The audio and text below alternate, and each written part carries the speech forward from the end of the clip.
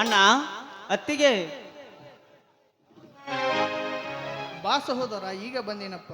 ಹ್ಞೂ ಅಣ್ಣ, ಕುರಿಗಳನ್ನು ಮೇಯಿಸಿಕೊಂಡು ಅವುಗಳಲ್ಲಿ ದಡ್ಡಿಯಲ್ಲಿ ಬಿಟ್ಟು ಅವುಗಳ ಕುರಿ ಮರಿಗಳಿಗೆ ತಪ್ಪಲು ಕಟ್ಟಿ ಬರುವುದರೊಳಗೆ ಇಷ್ಟು ಹೊತ್ತಾಯ್ತಣ್ಣ. ಹಾಗಾದ್ರೆ ನಡೆ ಮಗ, ಕೈಕಾಲು ಮುಖ ತೊಳೆದುಕೊಂಡು ಉಪ್ಪಿಟ್ಟು ತಿಂದು ಚಾ ಕುಡಿಯುವಂತೆ. ಈ ಬೀರನಿಗೆ ಚಹಾ ಏನಮ್ಮ? ನನ್ನ ಹೆತ್ತ ತಂದೆ ತಾಯಿ ಯಂತ್ರವ ನಿಮ್ಮ ಕೈ ತುತ್ತನ್ನು ತಿಂದು ಕೆಚ್ಚದೆಯ ದೇಹ ಬೆಳೆಸಿಕೊಂಡಿರುವ ಈ ಬೀರ ಈಗಾಗಲೇ ಕುರಿ ಹಾಲು ಕುಡಿದು ಒಂದು ತಂಬಿಗೆ ಬೋಗಾನಿ ಜೋಳದ ನುಚ್ಚುಂಡು ಬಂದಿದ್ದೇನೆ ಅತ್ತಿಗೆ.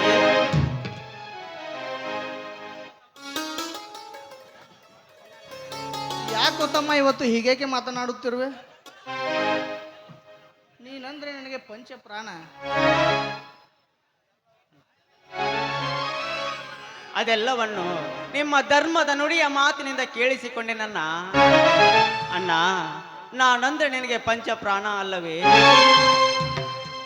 ಅದು ಅದು ಯಾಕಣ್ಣ ತೊದಲಿಸುತ್ತಿರುವಿ? ಈಗಲೇ ಹೇಳಿದೆಯಲ್ಲ ನಾನಂದೆ ಪಂಚ ಪ್ರಾಣ ಅಂತ. ಹೋಗ್ಲಿ ಬಿಡಣ್ಣ, ತಗೊಳ್ಳಣ್ಣ 10 ಕುರಿ ಮಾರಿದ 1,00,000 ರೂಪಾಯಿಗಳನ್ನು. ಎಂತಹ ಸಾಧನೆ ಸಹೋದರ ನಿನ್ನದು! ಈ ನಿನ್ನ ಸಾಧನೆನ ಎಷ್ಟು ಹಾಡಿ ಹೊಗಳಿದರೂ ಸಾಲದು. ಈ ನನ್ನ ಸಂಸಾರ ನಡೆಯೋದೇ ಈ ನಿನ್ನ ಕುರಿ ಮರಿಗಳಿಂದ. 2 ವರ್ಷಗಳಿಂದ ಅತಿವೃಷ್ಟಿಯಾಗಿ ನಾ ಬೆಳೆದ ಬೆಳೆ ಕೈಗೆ ಬರಲಾರದೆ ನೀನು ದುಡಿದು ತಂದಿದ್ದನ್ನ ತಿಂದು ತೇಗುವ ಭೋಗಿಯಾಗಿದ್ದಾನಪ್ಪ ಈ ರೈತ. ಅಣ್ಣ, ನಾನಿರುವಾಗ ನಿನ್ನ ಕಣ್ಣಲ್ಲಿ ನೀರೆಕ್ಕಣ್ಣ. ನೇಗಿಲ ಯೋಗಿಯಾದ ನೀನು ಎಂದು ಭೋಗಿಯಲ್ಲ. ಈ ನೇಗಿಲ ಯೋಗಿ ಉತ್ತಿ ಬಿತ್ತಿ ಬೆಳೆಯದಿದ್ದರೆ ಈ ಜಗತ್ತಿಗೇನು ಉಳಿಗಾಲವಿಲ್ಲವಣ್ಣ. ಈ ಜಗತ್ತಿಗೇನು ಉಳಿಗಾಲವಿಲ್ಲ. ನೀನು ನೇಗಿಲ ಯೋಗಿಯನ್ನ, ನೀನು ನೇಗಿಲ ಯೋಗಿ. ಎಂತಹ ವಿಚಾರ ಶಕ್ತಿ ಅಡಗಿದೆ ಸಹೋದರ ನಿನ್ನಲ್ಲಿ. ನಿನಗೆ ಕಾಯಕದ ಅರ್ಥವೂ ಗೊತ್ತೇ? ಅಣ್ಣ, ನಿನ್ನ ತಮ್ಮನಾಗಿ ಜನಿಸಿ ಬಂದವನಿಗೆ ನನಗೆ ಅಷ್ಟು ತಿಳಿಯುವುದಿಲ್ಲ ನನ್ನ ಅಣ್ಣ. ಕೇಳಿಲಿ ಯೋಗಿಯ ಅರ್ಥವನ್ನು. ಅಂಗಹೀನ ಅಂಧನಾಥರಿಗೆ ತಂದೆಯಾಗಿ, ಮೂಗರಿಗೆ ಮೇಘನಾದವಾಗಿ, ಕಲೆ ಸಂಗೀತ ಗಾಯನ ಕರುಷಿದ ಗದುಗಿನ ಪುಟ್ಟರಾಜ ಗಾನಯೋಗಿಗಳು ಲಕ್ಷಾನುಲಕ್ಷ ಮಕ್ಕಳಿಗೆ ವಿದ್ಯಾದಾನ ಮಾಡಿ ಅನೇಕ ವಿಶ್ವಸಂಸ್ಥೆಗಳನ್ನು ಕಟ್ಟಿ ತ್ರಿವಿಧ ದಾಸೋಹಿಯಾದವರು ಸಿದ್ಧಗಂಗಾ ಶ್ರೀಗಳು. ಅವರು ಶಿವಯೋಗಿಗಳು. ಹುಟ್ಟಿದ ದಿನದಿಂದಲೇ ಕಾಂಚನವನ್ನು ಕಾಲಿಲೆ ಸರಿಸಿ ಆಸೆಯನ್ನು ತ್ಯಜಿಸಿ ಬಿಡುವಿಲ್ಲದ ಸರ್ವ ಜನಾಂಗಕ್ಕೆ ಪ್ರವಚನ ಮಾಡಿ ಈ ಜೀವವಿಲ್ಲದ ಮೇಲೆ ಇದರಲ್ಲೇನಿದೆ? ಸತ್ಯವೂ ಇಲ್ಲ, ಅಸತ್ಯವೂ ಇಲ್ಲ, ಸಹಜವೂ ಇಲ್ಲ, ಅಸಹಜವೂ ಇಲ್ಲ. ನೀನೂ ಇಲ್ಲ, ನಾನೂ ಇಲ್ಲ. ಇಲ್ಲ ಎಂದು ತಾನಿಲ್ಲ ಎಂದು ಬರೆದು ಶಿವಾಧೀನರಾದರಲ್ಲ ಆ ನಮ್ಮ ವಿಜಯಪುರ ಜ್ಞಾನ ಯೋಗಾಶ್ರಮದ ಸಿದ್ದೇಶ್ವರ ಅಪ್ಪಾಜಿಯವರು. ಅವರು ಜ್ಞಾನ ಯೋಗಿಗಳನ್ನ, ಅವರು ಜ್ಞಾನ ಯೋಗಿಗಳು. ತಮ್ಮ, ಇವೆಂತಹ ಮಾತುಗಳು ತಮ್ಮ ನಿನ್ನು?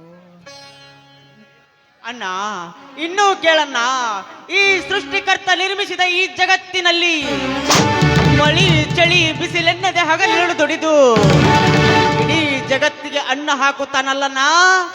ನೀನು ನೇಗಿಲ ಯೋಗಿಯನ್ನ, ನೀನು ನೇಗಿಲ ಯೋಗಿ.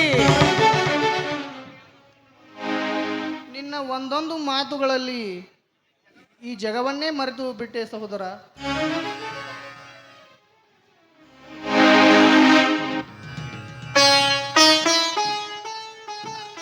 ಅಣ್ಣ, ಏನಿದೆಯಲ್ಲ ಸಂತೋಷದ ಸಂಭ್ರಮ? ವೈದ್ಯನ ಅಂದ ಹಾಗೆ ನಿನ್ನ ವಿದ್ಯಾಭ್ಯಾಸ ಹೇಗಪ್ಪ ನಡೀತಾ ಇದೆ? ಚೆನ್ನಾಗಿದೆ ಅತ್ತಿಗೆ. ಡಿಗ್ರಿ ಅಭ್ಯಾಸವು ತುಂಬಾ ಚೆನ್ನಾಗಿದೆ.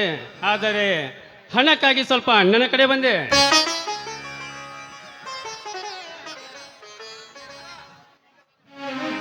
ಅಣ್ಣ, ಈಗ ತಾನೇ ಕುರಿ ಮಾರಿದ ಹಣವಿದೆಯಲ್ಲ, ತಮ್ಮನಿಗೆ ಕೊಟ್ಟು ಬಿಡಣ್ಣ. ಶಶಿ, ಎಷ್ಟು ಬೇಕಾಗಿದೆ ಅಪ್ಪ ನಿನಗೆ ದುಡ್ಡು? ಅದು ಒಂದು 25,000 ಇದ್ರೆ ಕೊಟ್ಟು ಬಿಡೋಣ ಸಾಕು.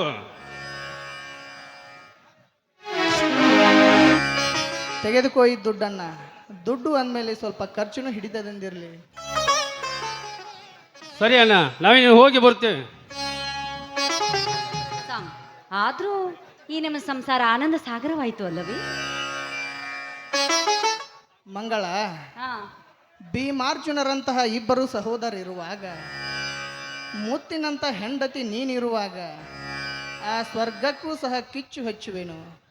ನೀವೇ ನನ್ನ ಸುಖ ಸಂಸಾರ. ಊಟ ಮಾಡೋಣವಾ? ಮತ್ತೇನಾದ್ರು ಕೆಲಸ ಐತೆ ನಿಮ್ದು? ತಡಿ, ಈ ಸಂತಸ ಸಮಯದಲ್ಲಿ ಒಂದು ಹೆಜ್ಜೆ ಹಾಕು. ಏ ಗಂಡ, ನಿಂದ ಯಾಕೋ ಕಾಟ ಜಾಸ್ತಿ ಆತೋ ನನಗೆ, ಮತ್ತೆ ಹೇಳ್ತೀನ. ಸರಿ, ಬರ್ತೀರಾ ಈಗ್ಲಾದ್ರ ಊಟಕ್ಕೆ? ನಡೆ ಹೋಗೋಣ. ನೋಡಿ